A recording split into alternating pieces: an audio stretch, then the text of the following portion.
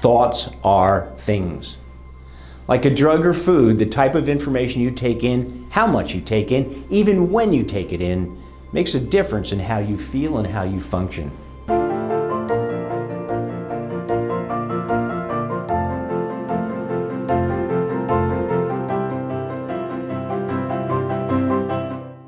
Step 3, manage information. Here's something important for you to know. Thoughts are things.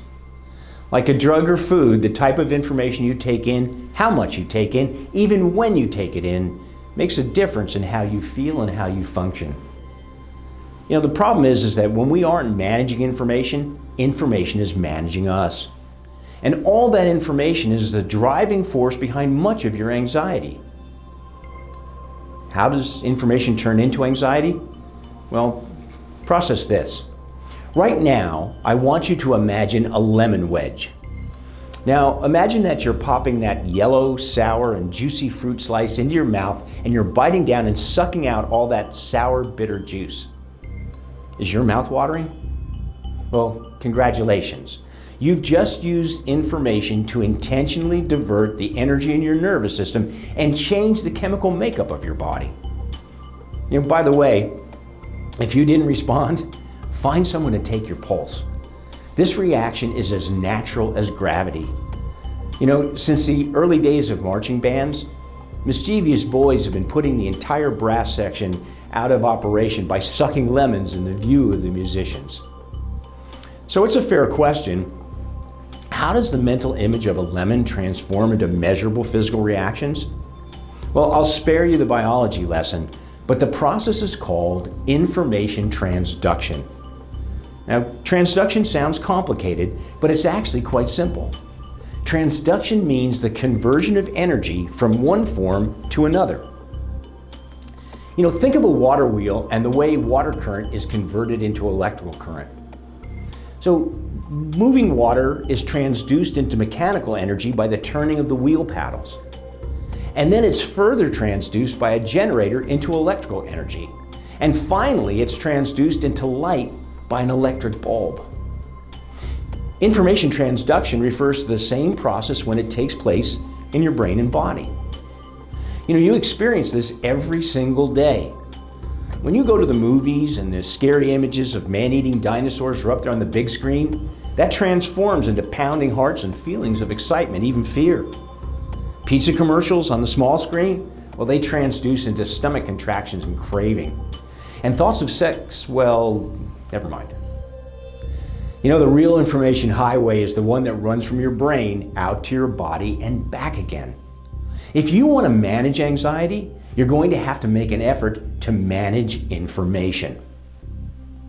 Let me help you with that. Here's the first rule of the mind. Every thought creates a physical reaction and an emotional response.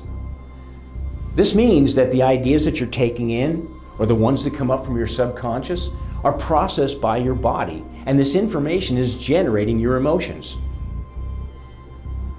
Now, with that in mind, I want you to think of this.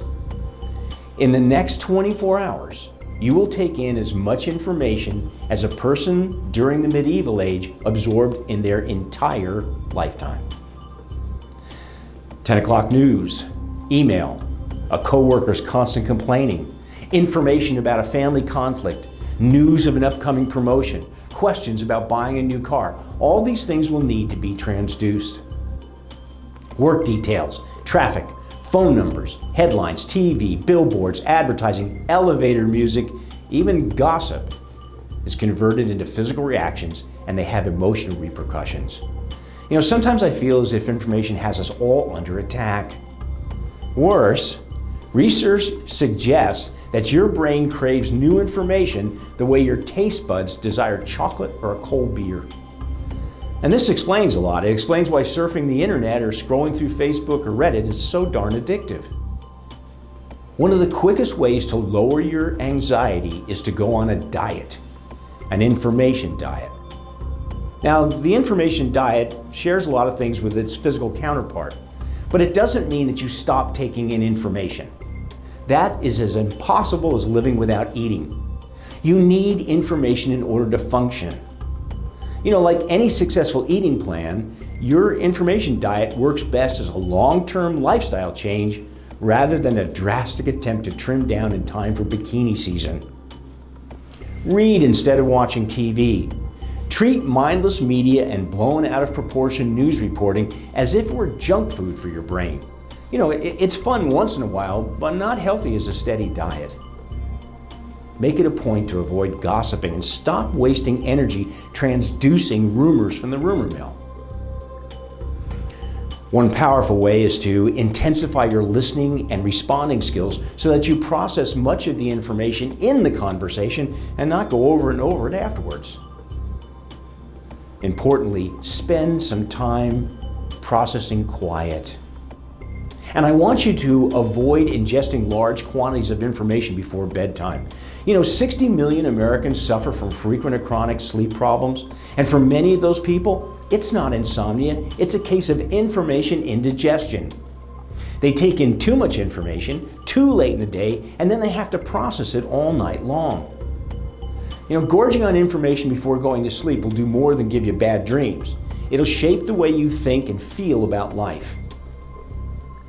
So start your information diet by choosing how much information you take in each day. It's kind of like counting calories.